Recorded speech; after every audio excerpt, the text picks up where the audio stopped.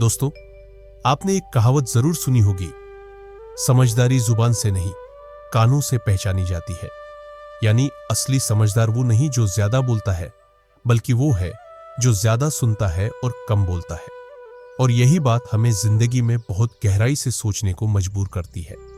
आज हम हर जगह बोलने की, दिखाने की, साबित करने की होड़ में लगे हैं, लेकिन क्या कभी सोचा है कि कई बार चुप रहना ही हमारी सबसे बड़ी ताकत बन जाता है।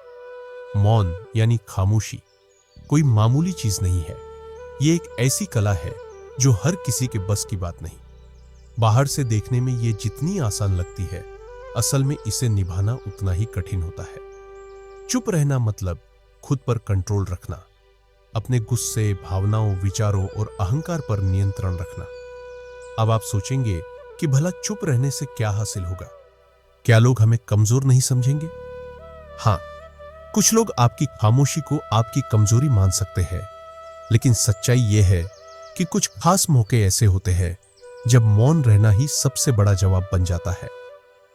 आचार्य चाणक्य, जिनकी बातें आज भी उतनी ही प्रासंगिक है जितनी हजारों साल पहले थी, उन्होंने हमें 10 ऐसी जगहों के बारे में बताया है जहां चुप रहना ही हमारी सबसे बड़ी समझदारी होती है।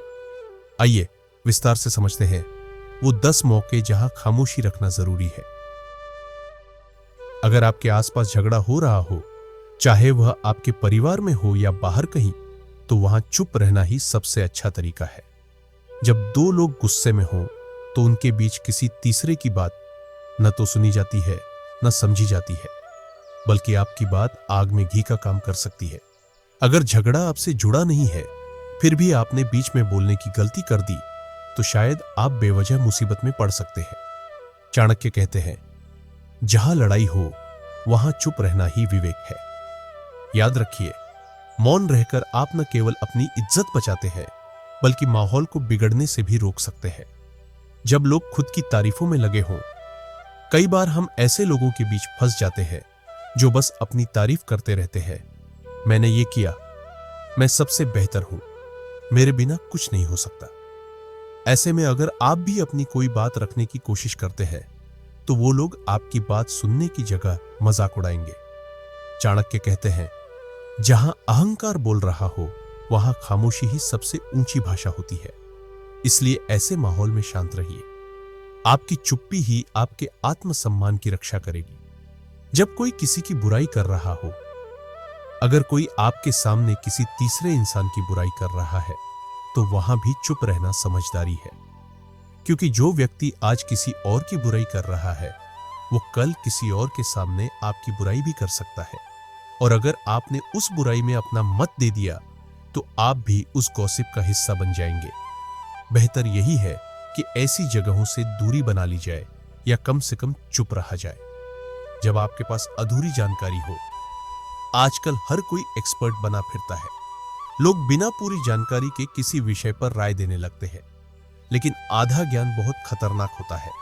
अगर आपने अधूरी जानकारी के आधार पर किसी को सलाह दे दी, तो या तो वह आपका मजाक बनाएगा, या फिर आपकी सलाह से उसे नुकसान हो सकता है।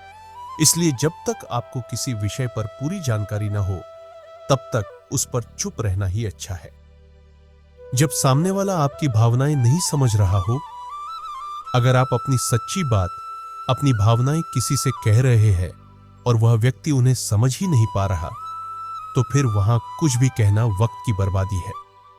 ऐसे लोग आपकी बातों को हल्के में लेते हैं या मजाक बना देते हैं। ऐसी स्थिति में चुप रह जाना ही बुद्धिमानी है। यह कहावत तो आपने सुनी ही होगी, भैंस के आगे बीन बजाने से क्या फायदा। जब कोई इंसान अपना दुख बांट रहा हो, कई बार लोग अपने दुख, तकलीफें हमारे साथ शेयर करते हैं। ऐसे समय पर तुरंत सलाह देने या जवाब देने की जगह सबसे अच्छा तरीका है चुप रहकर ध्यान से सुनना, क्योंकि वो इंसान आपसे सहानुभूति चाहता है, कोई उपदेश नहीं। अगर आपने सही से नहीं सुना या गलत सलाह दे दी, तो आप उसका भरोसा तोड़ सकते हैं। इसलिए सुनिए, समझिए और जरूरत पड़ने पर ही मदद कीजिए, वो भी सोच समझकर। जब कोई आप पर गुस्सा कर रहा हो, जब कोई करीबी व्यक्ति गुस्से में होता है, तो वह अक्सर बुरा बोल सकता है, भावनाओं में बहकर कुछ ऐसा कह सकता है जो वो सामान्य हालात में नहीं कहता। ऐसे समय पर बहस करने की बजाय चुप रह जाना ही सही होता है। अगर आप जवाब देने लगेंगे तो बात और बढ़ेगी, लेकिन अगर आप खामोश रहेंगे तो वह व्यक्ति बाद में खुद ही सोचने लगेगा और शर्मिंदा होगा। तब वह खुद ही आपके पास आएगा और सॉरी बोलेगा। याद रखिए, गुस्से में जवाब देना सिर्फ रिश्तों को तोड़ता है।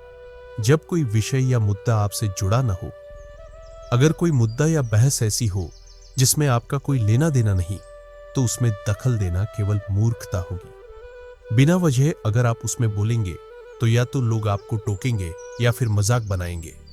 यह आपकी छवि को भी खराब कर सकता है। इसलिए बिना बुलाए किसी भी बातचीत में शामिल ना हो।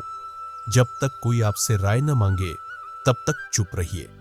जब आप गुस्से में हो या बिना सोच समझे बोलने जा रहे हो, तनाव में अक्सर हम कुछ ऐसा कह जाते हैं जिसका हमें बाद में पछतावा होता है।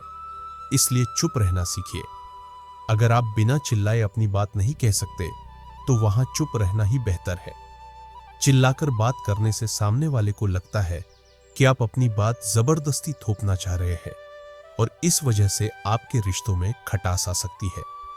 जब आप हर बात में टांग अड़ा रहे हो, बहुत से लोग हर छोटी बड़ी बात में बोलते हैं, चाहे उनसे वो बात जुड़ी हो या नहीं। यह आदत न सिर्फ दूसरों को चिढ़ाती है, बल्कि कई बार आपको शर्मिंदगी में भी डाल सकती है। चाणक्य कहते हैं, हर जगह बोलना बहादुरी नहीं, मूर्खता है। समझदारी इसी में है कि आप सही समय पर, सही जगह, सही शब्दों में ही अपनी बात रखें। दोस्तों, मौन कोई कमजोरी नहीं है। यह वो शक्ति है जो आपके आत्मसंयम, धैर्य और विवेक को दर्शाती है। जो व्यक्ति जरूरत से ज्यादा बोलता है, अक्सर वो अपने शब्दों से खुद ही परेशानियों को न्योता देता है। वहीं जो व्यक्ति सोच समझकर, समय देखकर बोलता है, उसकी बातों में वजन होता है, असर होता है और लोग उसे गंभीरता से लेते हैं। आपका बोलने का तरीका, आपकी आवाज, आपके शब्द, ये सब मिलकर आपकी पहचान बनाते हैं। इसलिए इनका इस्तेमाल सोच समझकर करें, क्योंकि जुबान से निकला शब्द कभी वापस नहीं आता। जब आप खामोश रहते हैं तो आप अपने भीतर की आवाज को सुन सकते हैं। आप सोच सकते हैं, समझ सकते हैं और बेहतर निर्णय ले सकते हैं। चुप रहना आत्मज्ञान की शुरुआत है और यही चुप्पी कई बार आपकी सबसे बड़ी ताकत बन जाती है। दोस्तों, अगली बार जब आप किसी बहस, झगड़े, बुराई या बिना मतलब की बातचीत में फंसे, तो सोचिएगा कि क्या वहां आपकी खामोशी आपकी समझदारी बन सकती है। अगर हां, तो मुस्कुराइए और चुप रह जाइए, क्योंकि मौन सिर्फ शांति नहीं लाता, यह सम्मान और सफलता की राह भी बनाता है। फिर मिलेंगे एक नई सीख, एक नई कहानी के साथ। बहुत बहुत धन्यवाद।